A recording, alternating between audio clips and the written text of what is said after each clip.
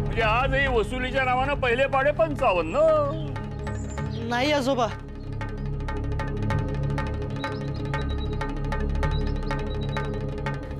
हे घ्या कोल्हटकर आजोबांची वसुली. काय सांगतोस काय? अरे कोल्हटकरांच्याकडून वसुली केलीस म्हणजे मोठीच बाजी मारलीस. नारायणा, नारायणा, अरे लवकर ये. चिरंजीवानी मोठाच पराक्रम केलाय. नारायणा, आलो आलो काका आलो. काय काय केले आता ह्याने? ही कोल्हटकरांच्याकडची वसुली. चिरंजीवानी आणले, मोठाच पराक्रम केला. तुला आणि मला जमलं नाही ते करून दाखवलं. हो आश्चर्यच आहे. कोल्हटकर म्हणजे काही सरळ माणूस नव्हे, महाखट तो. त्याच्याकडून वसुली म्हणजे वेळेचा अपव्यय आणि हाती शून्य. शाबास सदा. पण जमवलेच कसे हे? मी नाही, यशोदेने करून दिली वसुली. काय ते कसे? गंमतच केली त्यांनी. आम्ही सारे आधी लपलो होतो, मग यशोदेने सखूस पाठवले आजोबांकडे. आजोबा कोणाशी तरी बोलत होते अंगणात. मग सखूने तिकडे भोकाळ पसरले आणि सखूने तक्रार केली की तिचे भाऊ तिला ओरडतात. हा काय प्रकार? ऐका तर खरे. मग महादेव आणि गणपत गेले आणि त्यांनी सांगितले की सखू झोळाई देवी समोर भक्तांनी ठेवलेला प्रसाद चोरून खाते. काय? ही मोठीच बहु दिसते. मग पुढे? आणि मग यशोदा गेल्या आणि त्याही सखूस रागे भरू लागल्या. पण या सगळ्याचा वसुलीशी काय संबंध? तीच तर कौतुकाची गोष्ट आहे. मग यशोदा म्हणाल्या की तुला प्रसाद खायचाच असेल तर मंदिर समितीचे अध्यक्ष पटवर्धन आजोबा यांच्याकडून परवानगी घे आणि मग खा प्रसाद. जसे कोल्हटकर आजोबा दानपेटीतील दक्षिणा धोत्रात लपवून नेतात तसे. काय असे म्हणाली यशोदा? होय. आणि मग यशोदा म्हणाल्या की कोल्हटकर आजोबा काय चोर नव्हेत. ते ज्या अर्थी दक्षिणा घेतात त्या अर्थी पटवर्धन आजोबांकडून परवानगी घेतली असणार. तेव्हा आपणही पटवर्धन आजोबांकडे जाऊ आणि त्यांना सांगू, जशी कोल्हटकर आजोबांना ओटी घेण्याची, दक्षिणा घेण्याची, लुगडे घेण्याची परवानगी दिली तशी आम्हाला प्रसाद खायची द्या. वा वा वा वा वा. 10 जण आणले असेल त्याचे. होय, मग काय. कोल्हटकर आजोबांनी यशोदेला बाजूला नेले आणि गयावया केली. मग यशोदा म्हणाल्या तुम्ही वसुलीचे पैसे द्या, मग मी कोणाला काही सांगणार नाही. तसेच चढ दिशी त्यांनी पैसे काढून दिले आणि पुन्हा असे करणार नाही असे आश्वासन सुद्धा दिले. वर जास्तीचा 1 रुपया देत होते, पण यशोदेने तो परत केला. म्हणाला जेवढे हक्काचे तेवढेच घेणार. नंतर यशोदेने आजोबांचा मान राखून नमस्कार सुद्धा केला आणि आम्हालाही करायला सांगितला. मला ते फार आवडले. सदाशिवा, भाग्यवान आहेस हो. फार गुणी बायको मिळाली आहे तुला. अशीच एकमेकांना साथ द्या आणि सुखी राहा. आशीर्वाद आहेत माझे. तुला शिक्षा माफ. जा सावलीत जा.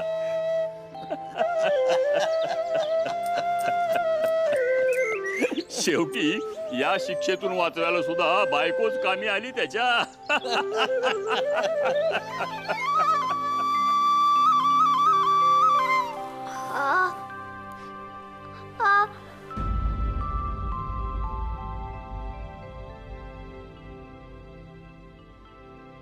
असे कसे पाय भाजायला लागले अचानक?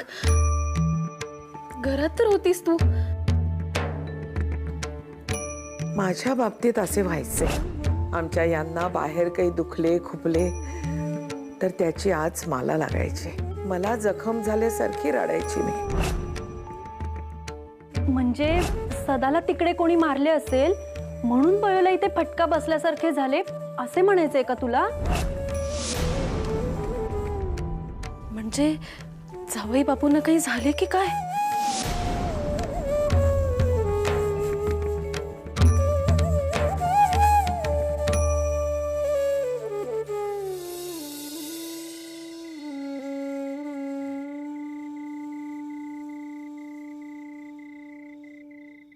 बापू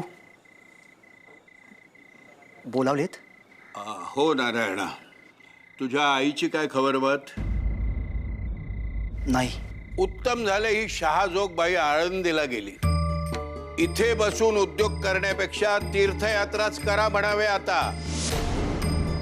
प्रपंचातले लक्ष काढा. तुमची अर्धी लाकडं मशनात गेली. माझीही गेली आहे म्हणा, पण मी कर्ता पुरुष आहे. शेवटच्या क्षणापर्यंत मी प्रपंच करणार.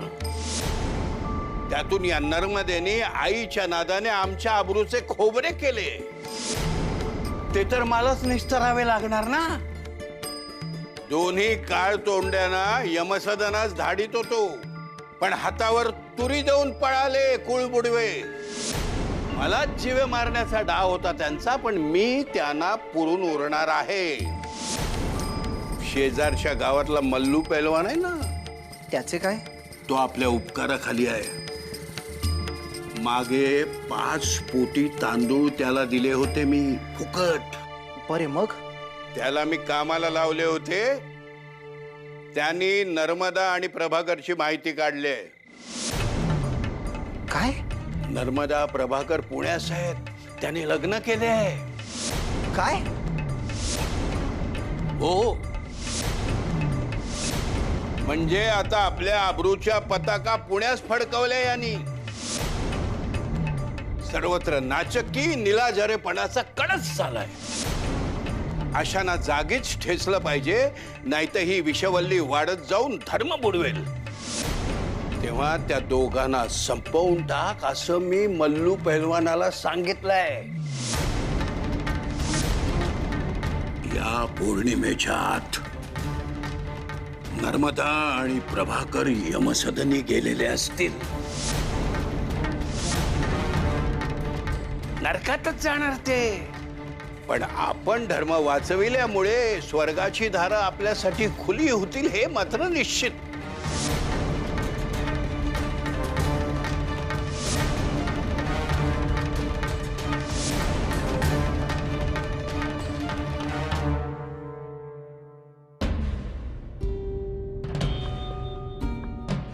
आता ही गुंगी आणणारी पूड आपले काम बरोबर करेल. उमा हे ताक पिऊन गुंगीत जाईल. तिकडे अनंत वाटच बघतोय बैलगाडीवर. आज या घराला अखेरचा रामराम. आज माझी आणि उमाची या सगळ्यातून सुटका होईल.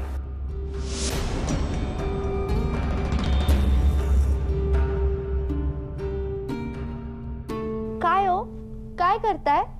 अगं हे छान गोड ताक केलंय तुझ्यासाठी. जिरेपुडी घातलीये. घे, बसून पी. बस.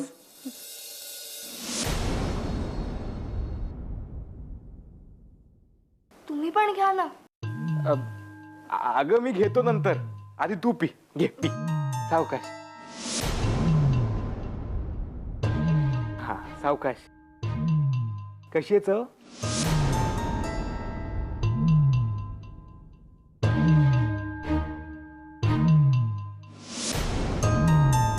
उमा, अगं काय झालं?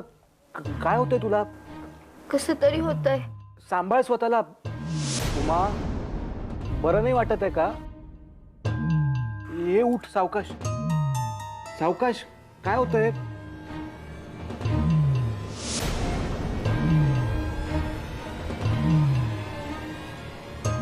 उमा, सावकाश. अगं अगं सावकाश.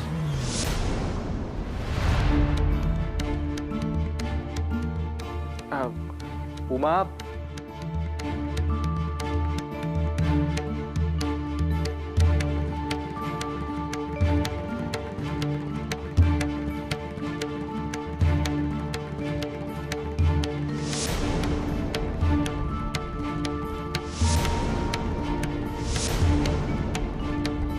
तर आमच्या आहोंची गंमतच झाली. ए बळव ताई, हल्ली तू तुझ्या अहोंच्याच गोष्टी सांगायला लागलीस आम्हाला. आम्हाला नाही ऐकायच्या तुझ्या अहोंच्या गोष्टी. हो तर. पण मी नाही म्हटले का गोष्ट सांगायला. सांगा, कुठली गोष्ट सांगू? गावची उची. नाही, आम्हाला पुराणातली गोष्ट सांग. चालेल चालेल, मला पुरण चालेल, पण भरपूर तूप घाल हा.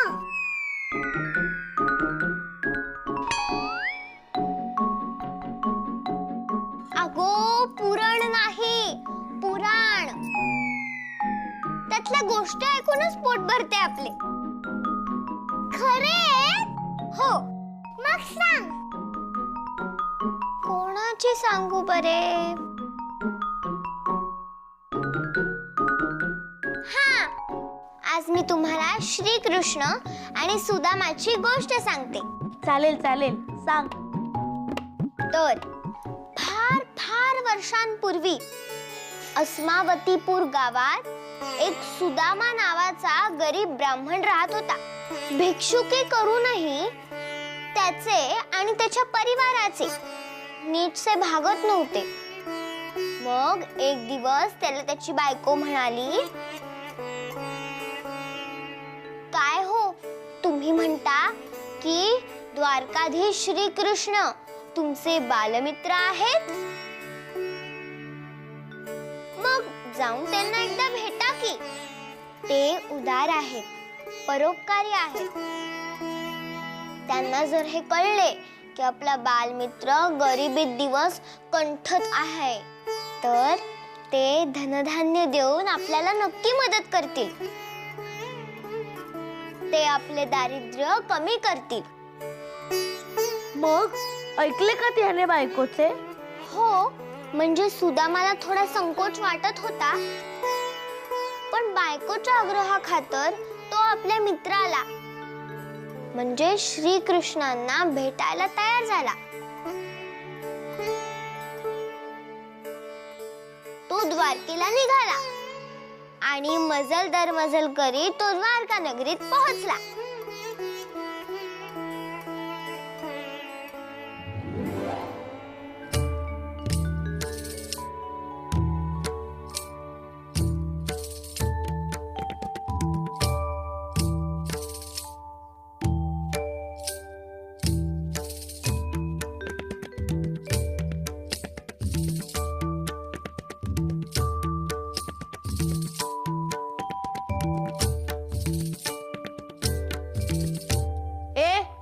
कोण आहेस रे तू? मी सुदामा. असशील, पण सरळ महालात कसा आलास? मी श्रीकृष्णाचा बालमित्र आहे. त्यांना भेटण्यासाठी फार दुरून आलोय. थापा मारू नको. तुझ्या अवतारावरूनच कळते आहे की तू दरिद्री आहेस. आणि कृष्णदेवांना भेटायला नाही, लुटायला आला असशील. काही नाही जायचे आत. नाही हो, खरंच आम्ही बालमित्र आहोत. निदान मी आल्याचा निरोप तरी द्या. मुळीच नाही. तू चालायला लाग. हो, निघ इथून. अहो, भेटू दे ना एकदा. निघ म्हटलं ना. चल जा इथून.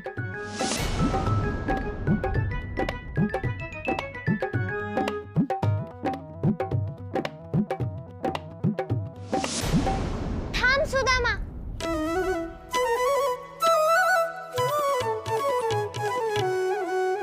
सानी सारे रे ग सानी सारे रे ग सानी सा ग रे म ग रे सानी सा सानी सारे रे ग सानी सारे रे. इतक्या दुरून आलास आणि आपल्या बालमित्राला न भेटताच निघालास.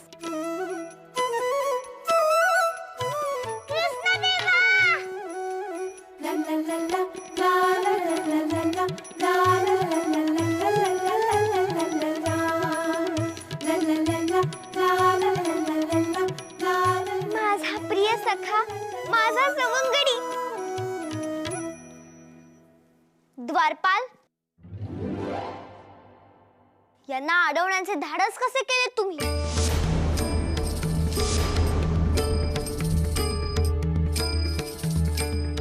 यावे यावे, माझ्या बालमित्र सुदामा यावे. आपल्या चरण कमलांनी माझ्या या महालाला पावन करावे.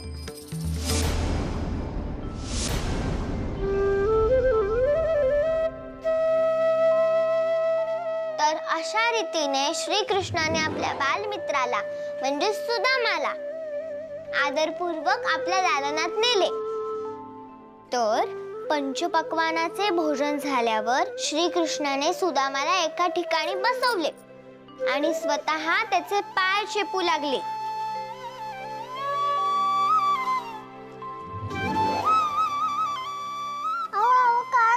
श्रीकृष्ण महाराज. श्रीकृष्ण नाही की महाराज नाही, मी तुमचा फक्त कृष्ण, कन्हैया, गोपाळ आणि सखा. बरे कृष्णा, तू माझे पायाचे पावे हे बरे नव्हे. अहो, माझ्या हातून माझ्या बालमित्राची सेवा होते, याहून थोर ते काय. बरे मला सांग सुदामा, वहिनीने माझ्यासाठी काही भेटवस्तू किंवा खाऊ पाठवलाय का?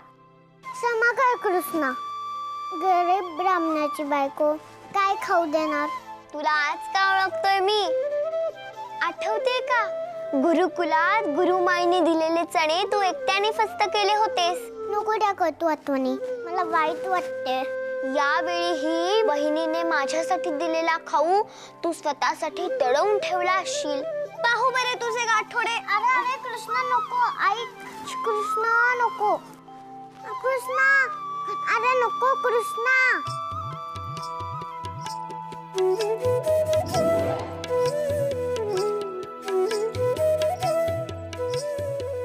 हे बघ सुदामा, काय हे पोहे आणले आहेस. एकट्याने खाणार होतास ना, लब्बाड कुठचा.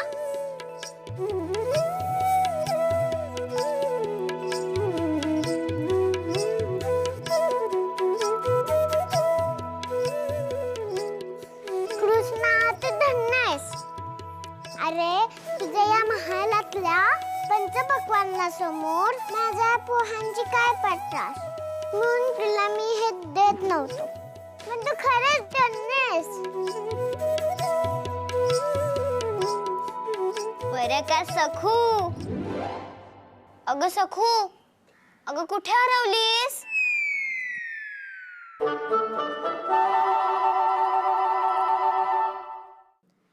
ए सखू, अगं मग पुढे. तर कृष्णाने मोठ्या चवीने ते पोहे खाल्ले. आता भेट झाली होती, बालपणीच्या आठवणी काढून झाल्या होत्या, त्यामुळे थांबण्याचे प्रयोजन उरले नव्हते. सुदामाने अनेक वेळा विचार केला की पत्नीने सांगितल्याप्रमाणे आपल्या दारिद्र्याविषयी सांगावे आणि मदत मागावी, परंतु त्याचे धाडसही झाले नाही आणि त्यास ते उचितही वाटेना. दुसऱ्या दिवशी श्रीकृष्णाने आपल्या मित्राची म्हणजे सुदामाची रिकाम्या हाताने पाठवणी केली. परतीच्या प्रवासात सुदामा विचार करू लागला की आता पत्नीला काय सांगू. माझ्या जीवाभावाच्या सवंगड्याने मला रिकाम्या हाताने परत पाठवले असे सांगू. कदाचित मी राजाचा मित्र आहे असा अहंकार माझ्या मनी निर्माण होऊ नये म्हणून त्यांनी असे केले असेल. परंतु हे पत्नीस कसे पटावे. परंतु मला रिकाम्या हाताने पाठवले हे काही उचित नाही केले हा कृष्णाने.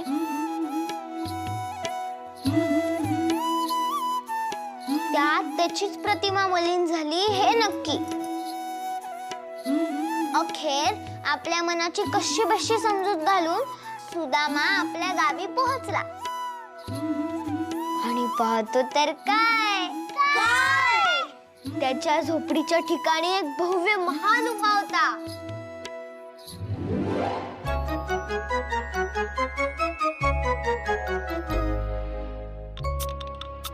त्यांची पत्नी सुवर्णालंकार घालून त्यांची ओवाळणी करायला सज्ज झाली होती.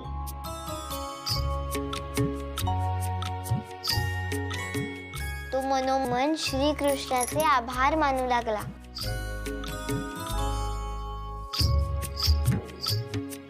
तर तात्पर्य काय, सुदामाने भले प्रेमाने हक्काने मनात नाराजी व्यक्त केली, परंतु मित्राकडे याचना केली नाही, लोभ ठेवला नाही.